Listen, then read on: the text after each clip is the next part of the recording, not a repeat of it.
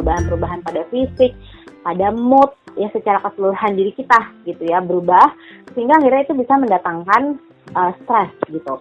Tadi tambahannya juga adalah kalau misalnya dari sebelum hamilnya juga kita udah ada satu situasi yang memang bikin kita stres tadi ya, terutama yang terkait sama keluarganya gitu, kayak misalnya hamilnya single parent gitu ya, terus udah gitu misalnya juga udah ada kekerasan sebelumnya, ada kekerasan dalam rumah tangga gitu misalnya ya, sebelumnya dengan pasangan, entah itu verbal atau itu fisik gitu, tapi udah ada masalah nih dari sebelum hamil. Nah, dengan hamil jadinya semakin bertambah nih gitu ya, artinya bertambah level stresnya karena hormonnya lagi berubah, secara fisik banyak perubahan, ditambah lagi situasi atau lingkungan di sekitarnya yang emang sudah memunculkan stres dari sebelum hamil gitu. Apalagi tadi juga yang mikirin ke depannya nih, wah nanti gimana ya, bisa nggak ya, punya uang nggak ya untuk biayain anak atau apa gitu misalnya. Nah itu bisa juga jadi sumber stres dan akhirnya di trimester 1 bahkan udah bisa kepikiran sampai ke sana sih gitu ya. Kadang juga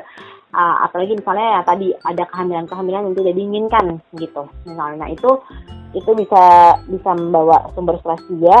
Dan kalau yang naturalnya banget sih memang ada perubahan-perubahan di fisik dan hormon.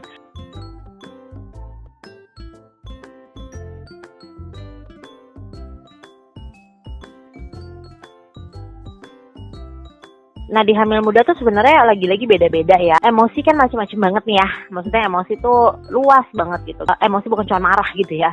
Jadi banyak banget yang bisa kelihatan. Kayak misalnya yang pertama emosi seneng, itu bisa banget loh keluar juga. Maksudnya happy nih, emang seneng aja gitu karena kehamilan pertama gitu, jadi seneng banget, itu bisa juga. Jadi ngejalaninnya segala macam, walaupun misalnya ada rintangan-rintangan kayak tadi tuh, misalnya ada gangguan fisiknya segala macam, tapi happy aja bawaannya, ya itu bisa juga. Tapi ada juga yang memang misalnya jadinya karena tadi ya perubahan-perubahan tadi, hal-hal yang baru, atau mungkin juga kadang gini loh, walaupun misalnya bukan kehamilan pertama, kehamilan berikutnya gitu, misalnya kehamilan kedua, ketiga dan seterusnya, kadang tuh tanda-tandanya beda juga gitu. Jadi wah waktu anak pertama begini nih gitu ya, kok anak kedua beda gitu ya, dan itu juga perlu menyesuaikan juga gitu dengan situasi itu, sehingga emosi-emosi yang hadir bisa emosi kaget, emosi shock, emosi yang kayak misalnya kecewa gitu ya.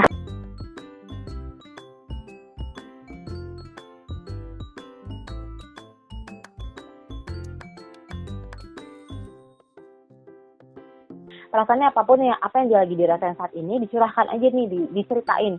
Kenapa ya itu tadi sih, lebih kepada supaya tidak dipendam, supaya nggak menjadi ganjelan, karena ya sekarang kita nggak usah hamil deh ya, kita biasa-biasa aja gitu ya.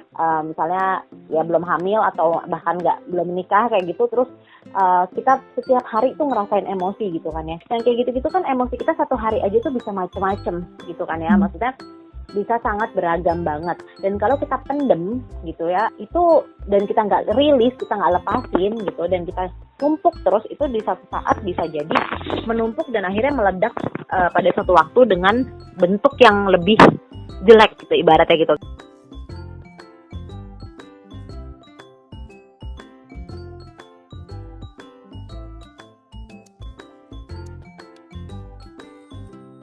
Perasaannya apapun ya, apa yang lagi dirasain saat ini dicurahkan aja nih, diceritain.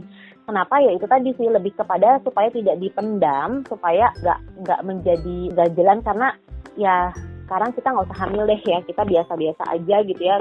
Misalnya ya belum hamil atau bahkan belum menikah kayak gitu, terus kita setiap hari tuh ngerasain emosi gitu kan ya. Dan kayak gitu-gitu kan emosi kita satu hari aja tuh bisa macem-macem gitu kan ya, maksudnya bisa sangat beragam banget.